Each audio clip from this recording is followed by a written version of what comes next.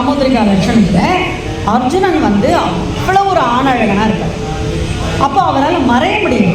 அர்ஜுனன்னா எந்த ஊருக்கு போனாலும் அங்கே இருக்க பெண்கள் முதல்ல வந்து நிற்பா, நம்மளை கல்யாணம் பண்ணிக்கலாமா, நம்ம கல்யாணம் பண்ணிப்பாங்க அப்படின்னு.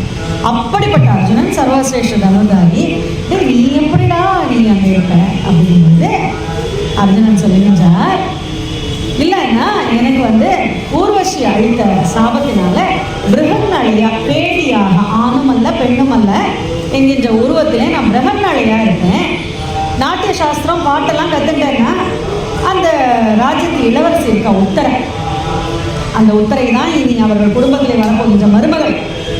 அந்த உத்தரைன்னு ஒரு பெண், உத்தரகுமாரன்னு ஒரு மகன், 2 குழந்தைகள் அந்த விதர்ப்ப நாட்டு ராஜா, இந்த விராட நாட்டு ராஜா.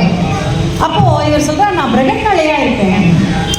சரி, ஊர்வசி வந்து தன்னை அடைவாரா என்று ஏக்கத்தோடு பார்க்க, நீ என்னுடைய அம்மான்னு சொல்ல உடனே அவள் சபிச்சா அப்படிங்கும்பொழுது நான் சொன்ன ஊர்வசி சாபம் ஊருக்கு லாபம். எங்கள் அப்பா அடிக்கடி சொல்லுவார், அதாவது அவள் சபித்து விட்டான்னு இவர் கவலைப்படல, அதை கூட சரி தாயேன்னு ஏற்றி விட்டார்.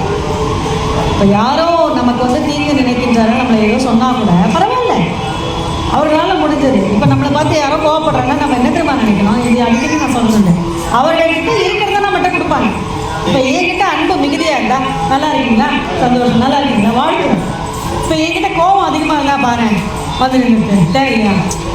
அப்போது விருப்பு வெறுப்பு எது நம்மக்கிட்ட இருக்கோ அதுதான் நமக்கு கொடுக்க முடியும், இல்லாத யாராவது கொடுப்பாங்க.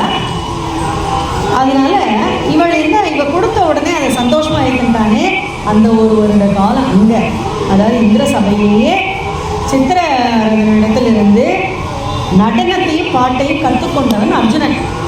அதனால்தான் நான் நேற்று கூட அதை சொன்னேன், பெரியவர்கள்லாம் வந்து குழந்தைகள்கிட்ட இதை படி அதை படின்னு ஏதாவது சொல்கிறாங்கன்னா சும்மா நான் இது பண்ணுறதே போகிறாதா, எனக்கு படிக்கிறதுக்கே ஜாஸ்தியாக இருக்குன்னா தன்னைத்தானே நம்ம வந்து எக்யூப்டாக வச்சுக்கணும், வெல் எக்யூப்டாக வச்சுக்கணும். அப்போ இவன் வந்து இவனுக்கு ஒரு பேர் இருக்கு, குடாகேஷன். யாருக்கு? அர்ஜுனன். நித்திரையை வெஞ்சவன். அந்த காரணத்தினால்தான் அர்ஜுனனுக்கு கீதையை சொன்னார் ஸ்ரீகிருஷ்ணன். இந்திரியங்களை வென்றால் மட்டுமே நம்மளால் வாழ்க்கையில் வச்சுக்கொள்ள முடியும். இந்திரியம் என்ன?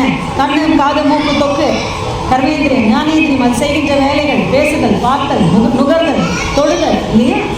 அப்போது இந்திரன் வந்து என்ன சொன்னால், நான் பிரகன்னாளியாக போயிடுவேன். இந்திரியங்கள்ன்றது கண்ணு, காது, மூக்கு, அது பண்ணுற வேலை. கண்ணு என்ன பண்ணும்போது எனக்கு தூங்க ஆரம்பிச்சோம். இதன் பேர் குடாகேசன்.